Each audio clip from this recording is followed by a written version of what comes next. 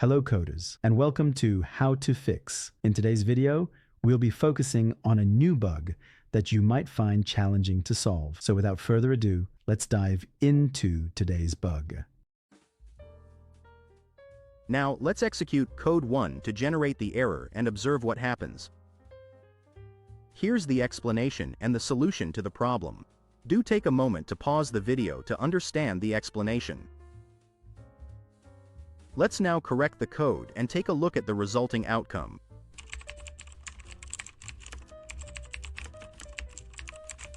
And just like that, the code is running smoothly and our output is on point.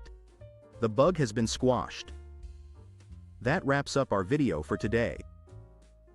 If this video was of help, don't hesitate to hit the like button and subscribe to our channel for more programming fix videos.